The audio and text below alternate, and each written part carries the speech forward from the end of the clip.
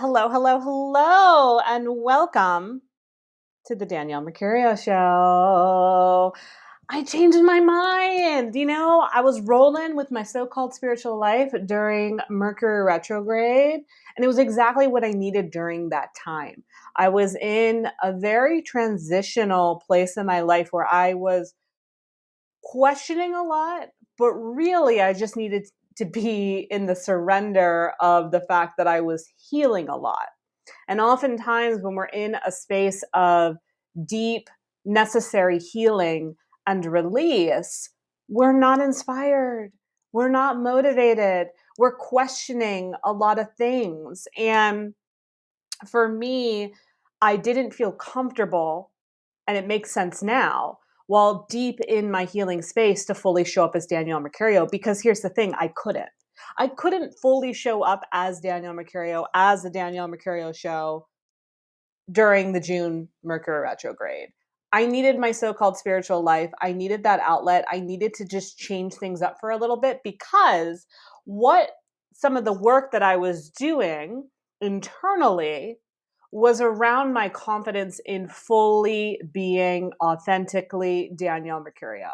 And I've noticed a pattern in my life where sometimes, as much as I preach and want everyone to be more confident, I notice that there's a pattern. As soon as something shakes me, as soon as something, contrasts what I want to do, what I'm here for, what I'm showing up as soon as someone says, no, you can't do that, I go to a place of, oh, if I can't do that, let me find something else that's safer. And I'm like, no, no, no, no, no, no. I don't want to do that anymore. I'm over it. I'm over trying to meet everybody where they're at because it's impossible. And the person that suffers the most from that is me.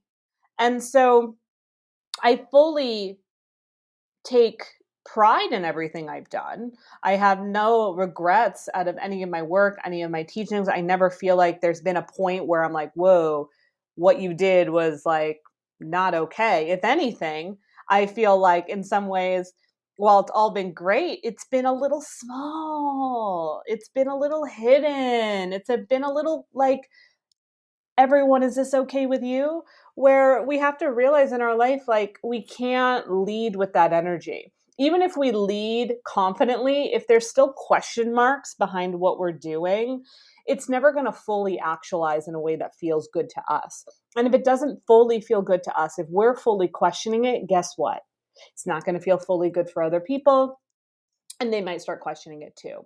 So what I really wanted to showcase in kind of coming back around with Danielle Mercurio show, which was my intent, I think I just needed, again, I couldn't be Danielle Mercurio earlier this summer.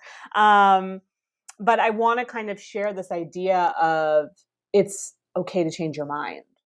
Here's the thing, as much as I can say like, oh, this is why I did this is why I did that, it also doesn't matter, because part of our growth, part of our evolution means change. And if we don't embrace change, if we don't get really familiar and intimate with that process, then we are going to be victims to being stuck, to doing the same things on repeat, to welcoming the same patterns, to doing the same things over and over again and questioning why. We were all given free will. And the beautiful thing about free will is that it can work in your favor. And it can work in your favor in the space of you can freely and willingly decide to change and pivot at any moment. However, the reasons why often we don't change, we don't do things that are different, is because of security, right? Even though we might not like how things are, we know what things are. There's a security around it. There's a sense of, I'm going to be okay if I stay in this. I may not like it, but I'm going to be okay. And if I change, I might not be okay. I might not be secure. I might not be comfortable. And so oftentimes that holds us back. It also holds us back because we have a fear of, how do I even explain this to other people? How many of you are big into the justification game? Oh, this is why I'm doing this. Someone asks you a question, you have to justify. Someone asks you what you're doing, and you have to explain so it makes sense. Let's knock that out. Let's stop justifying for our life. Let's stop justifying our decisions. Let's get into that place of, this is what I want to do now. Okay, cool. Can we normalize the fact that our world is changing left and right, day in and day out? So you can be a part of these changes. Just because the world is kind of in this upside down place doesn't mean that you have to stay paralyzed and stuck and wait to see what happens. Let's stop waiting to see what happens and embracing what opportunities are available to you now. We got to release the fact that, if we change, people are going to leave, resources are going to go away, all these different dynamics. Whereas change is your inherent right. Change is part of what you came here to do. Change is inevitable. Our bodies change. My body looks very different than it did 30 years ago. And we can't stop that. So why do we put parameters around the capacity of our life? Why do we try to downsize it when really it's meant to grow, just like our physical bodies? We have to start to take ownership of the fact that if there's something else you want to do, you want to explore that. And of course, there's always the fear of failure that comes with change. You can make a change and be like, "Oop, that didn't work." And then we go into the space of rejection. We go to the space of, oh, like I shouldn't have done that, as opposed to honoring yourself, to be like, I tried that out. I gave it a chance. And part of my growth that's going to come from this is because of that moment. So we can say that moment was a failure, but in the big picture, when we look at the absolute, when we look at your ability to grow and get more evolved, that quote unquote failure was actually a key piece to all of it. What if the changes that didn't work out were actually what got you to where you ultimately want to be? What if the changes in your life that you went for but didn't work out eventually led you to where you want to be? Would it be worth it? Yes. Would it suck for a moment? Absolutely. And I've experienced that myself. I left Philadelphia. I moved to Philadelphia in the fall of 2017, and I left New Year's Day 2021. And I had this idea in my head that I wanted to find, a new place to live. I love staying in Airbnbs and trying out different places. And I just kind of wanted a change of pace, change of scenery. I was feeling a little bit stifled where I was living. I wasn't feeling comfortable. It was noisy. I had an inappropriate neighbor. It was just not a good fit for me anymore. So I knew that. And of course, there was a part of me that was like, maybe I should just stay and wait it out and see what happens. But that's not being the change. That's not honoring the parts of me that were suffering, the parts of me that were so tired and anxious and feeling stifled. So I made the change and I hit the road. And I set up in Asheville for a few weeks and I just kept going. And I had in the back of my mind this idea that Texas was going to be my place. Now I kind of laugh because here we are like 6 months later and I'm like, no, just kidding. I really had this good feeling about Austin. I thought it was going to be a great fit for me. I thought that that's where, I could kind of set up shop for the next phase of my life. And again, part of why I wanted to do this journey on the road, though, was to not permanently move anywhere. Like not to be like, okay, I'm in Philly and now I'm going to go to Austin, or I'm in Philly and now, St. Pete was another place that I had in mind. I needed to be on the road, be in different environments, and be in change very frequently to really get to the root of what I needed to let go of and also what ultimately would be the best fit for me. And there were a lot of things that came up while I was on the road. I realized that Texas was not a good fit for me. I mean, I wound up arriving during a freaking ice storm. The hotel I was staying in completely lost power and plumbing. It was 0 degrees at night. I was there for 3 nights because you might say, why wouldn't you leave? Well, there was no internet. The highways were shut down. The roads were not equipped for any kind of driving. I was literally trapped, right? I was pooping in a cup, if you want to really know what was going on. So there was that situation, and then taking it out like a freaking dog. And I stole the doggy bags that were like in the parking lot for myself so that I could go to the bathroom. So that was my first experience of Texas. I was on my moon line, which was really interesting. Moon line is a place where we need to connect more with our feminine, to release, to surrender, to be supported. And I really had to be in that time. I literally had no choice. I had to lean on my sister. She's in hospitality, and I was able to make phone calls from a certain spot. So she was, helping me, trying to figure out where I could go, calling friends when they had time just to chat with me, because I was in a space where I was really scared. And also, like, time moves in interesting ways when you're in those situations. And then, once I wound up winding up in College Station, Texas, for a night, until I could make it to, or maybe 2 nights, until I could make it to Austin. My Airbnb was open early. Great, wonderful. And as soon as I get there, I fall, get a concussion, break my foot. Now I'm on bed rest for 2 weeks in a boot for almost 6 weeks in a town I've never been, where I thought, yeah, maybe I'll live here one day, which I surely, realized just once I was integrating that it wasn't my home, and that I changed my mind. And that was okay. It was okay that I told people that I might want to live here one day and then decided not to. It was okay that I gave it a try and I really thought it had a lot of potential and it was going to be the best fit for me. And it was one that actually knocked me out entirely instead. And that's okay. And I just kept going. I just kept moving on the road, and I kept, embracing what every environment wanted to give me, what perspective I wanted to gain from it, while also releasing external expectation and validation. I found that the more that I released any idea of living somewhere and being in someone else's environment, an environment curated by a collective, the more I leaned on my own self. And that was really scary at times, to be the sole provider, the sole guidance, the sole intuitive knowing for what I needed to do. And sometimes I got it right and sometimes I didn't. Because as I went in and out of this journey, there were definitely moments, even post Texas, where I was like, nope, shouldn't have done that.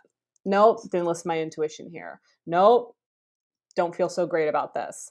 And there were times where I left places early, I redirected because I needed to. I want you to question in your life, where is there an area that needs redirection that you're ignoring? What is it that's going on currently that you need to change and you're not? Because I will say, sometimes making a change is messy. But I do believe that the messier it is sometimes, the better it's going to get. If there's a really big mess that ensues from the change that you're making, then clearly that was a reflection of something that you were holding on to that was a big mess living inside of you. And by making that choice to make a change, you release the mess. And while it's not fun to have to clean it up and be like, look at this fucking mess I made, Blah, you clean it up. And then once you clean it up, you have all of this space. And from that space, it doesn't automatically mean the answers will appear, but you can make a choice in this new space. I choose to keep this space. I choose to fill it with peace. I choose to fill it with joy. I choose to fill it with love. And when I get used to that, because that takes a while, it takes a while to get used to changes that we make that actually are in our favor. Sometimes it can be weird to accept these new things. You ever been dating someone and you weren't sure how you felt about them, and they were really into you and they were supporting you and they were giving you everything you needed and asked for, and yet there was a part of you that was like, this is weird, this is awkward, they're too nice, they're too this. But once you got used to it, once you really settled in and received it, you were like, this is the best thing ever. I'm so glad I have this in my life.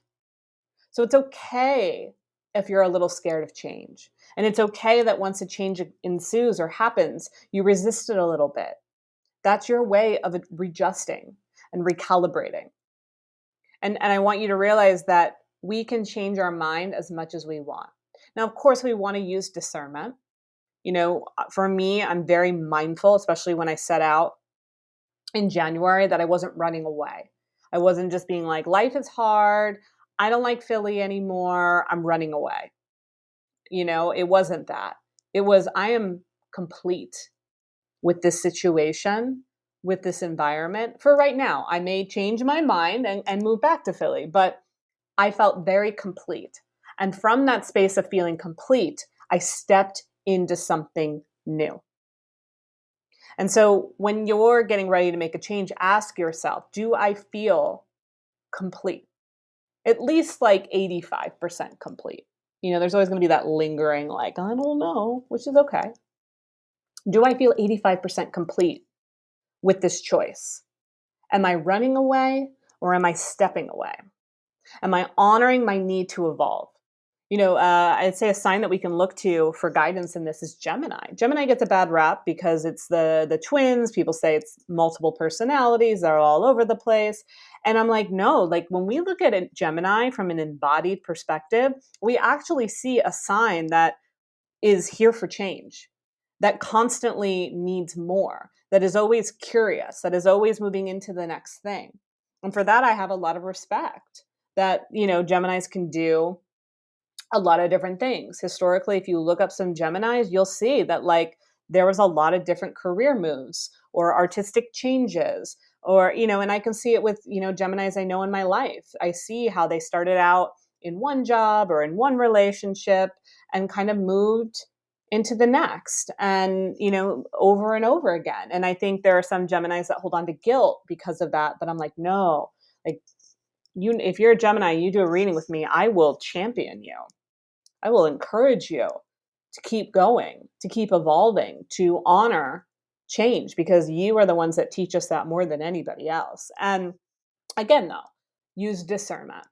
Are you all over the place and just constantly be like, now I'm doing this, now I'm doing that, now I'm doing this, now I'm going here, now I'm going there, now I'm going to go get this certification, now I'm going to marry this person, now I'm going to move here? Or is it I'm stepping into this new phase? Now I feel complete with this phase. Time for the next one, right? And we kind of can get into a cadence with everything. So we need to, honor the fact that change is part of who we are, and change is not something that we have to make excuses for or justify or explain to anybody. And it's definitely not something to feel guilty about. Don't feel guilty for needing change. Feel empowered by the fact that you recognize that you did. Don't feel guilty for needing to change. Be empowered by the fact that you recognized that you did. It's really important. It's really important because that is the fuel that will help you. If you are fueling your changes by fear and guilt, and like maybe you're doing something wrong or you're worried about what people will think, then the change will be a little bit more rocky. I know that was some of the fuel that I used earlier this year. I was worried that I was coming off as irresponsible, that I was coming off as someone that didn't want to show up for community. I felt like maybe I looked reckless or unsafe. And you better believe when you're on a road trip and that's your fuel, things will get bumpy. And so I had to really look at where that was coming from. And this past retrograde period really showed that to me. Like, who do you want to be, Danielle Mercurio? How do you want to show up? Well, I know that part's easy. But then we start to look at, well, what's going on that's not allowing it to? And that's really what the breakdown was for me.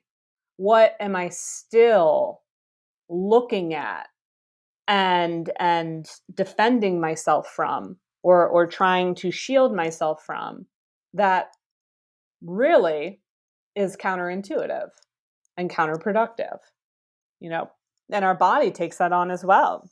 Sometimes our bodies just want us to rest. They don't want us to work harder. They don't want us to figure something out. They don't want us to be inspired. They just want us to rest. And we have to honor that too. We have to honor the fact that part of change is also taking rest before the change can ensue. Before I could really step into some of my goals, I had to step out of everything and give myself that permission. And for me, July is usually that month right before my birthday.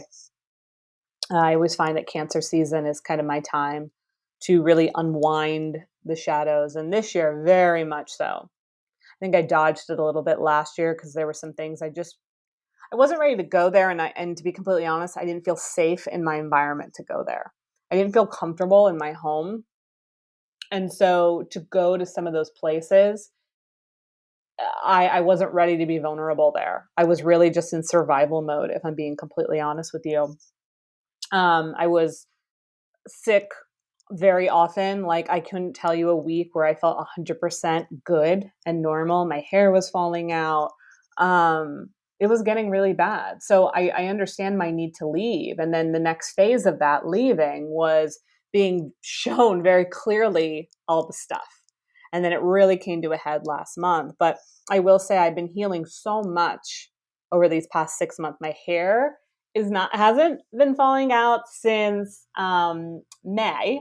So we're at 3 months now of no more hair falling out, and it's like growing and it feels amazing.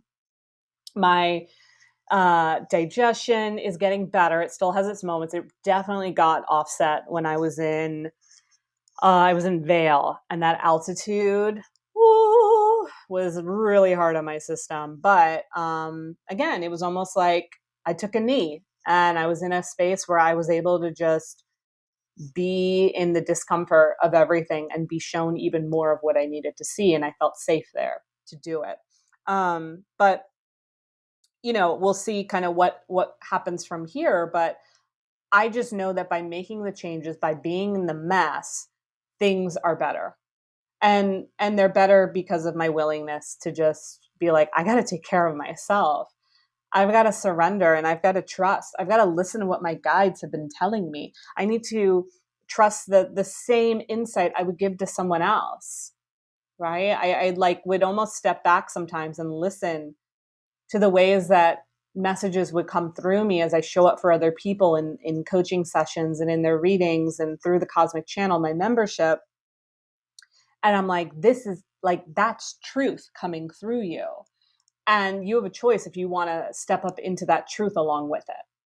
Do you want to just be the vessel, or do you want to embody it? And now, gearing up for a couple days before my birthday, if you're listening real time, my birthday is technically August 9th, but my solar return, when the sun comes back around to the same degree it was in when you were born, is on 8/8. 8/8 is a really special day for me. It's, we're honoring this really amazing portal where we're able to step up into more strength, more courage, more abundance, more of our leadership.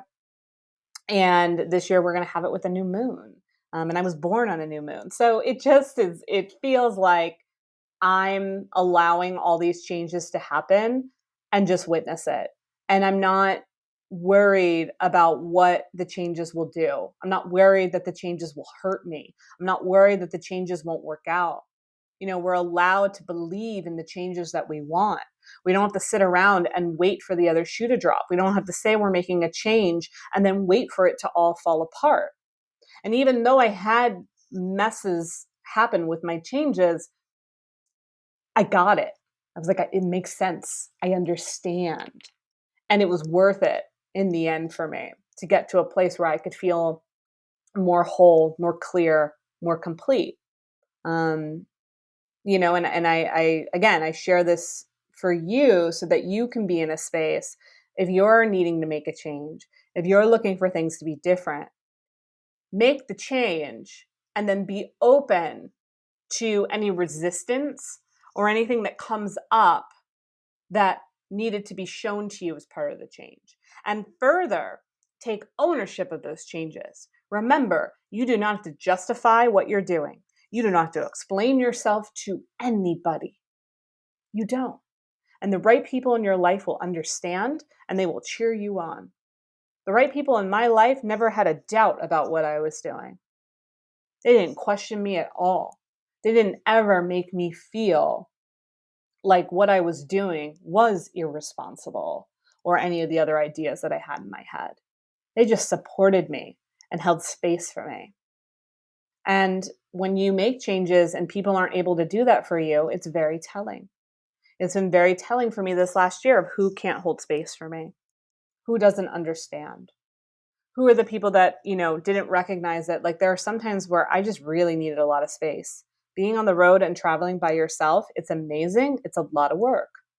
And there are times where I can't just talk on the phone or I can't just text with someone. Like, I just, am spent, right? And I have to prioritize my energy. So when you're making any kind of changes, don't be afraid to prioritize your energy. Don't be afraid to do what you need to do to get this freaking change done. Change is part of our evolution. It is part of your journey. Think about how many times you've changed physically. Think about how many times you've changed your interests. You ever watched a show and then you just kind of stopped watching it and you started watching something else? Was there ever a food that you really loved and you ate all the time and then you stopped? Did you force yourself to keep eating something because you're like, well, I used to love eating this. I used to eat this all the time. I used to always have it for breakfast, so I should keep having it for breakfast. Or do you change? I used to eat oatmeal every single day. Every single day. And then I just stopped one day. I eat it every now and then now. And I just stopped. I was like, I don't really want to eat oatmeal every day. But what if I said, no, oatmeal is your comfort zone. Oatmeal is what you said you like. Everyone knows that you eat oatmeal. Quaker Oats is going to come after you. It sounds silly, right? Well, same with your stuff. I don't care if it's a job, a relationship, a house, a health decision, a side project you're working on, whatever it may be. Don't feel like you're doing something wrong if you need to go in a different direction, because very likely you're doing something so right that will lead you exactly to where you want to be. So, welcome back to the Danielle Mercurio Show. I'm so glad you're here. I'm not changing it. I'm just not. If I do, I'll let you know. And I know that you'll be here for it. I loved my so-called spiritual life. I hope that you loved, it too for what it was. But I'm just happy to come back around full circle to me. I love you so much. Thank you for listening, and more to come.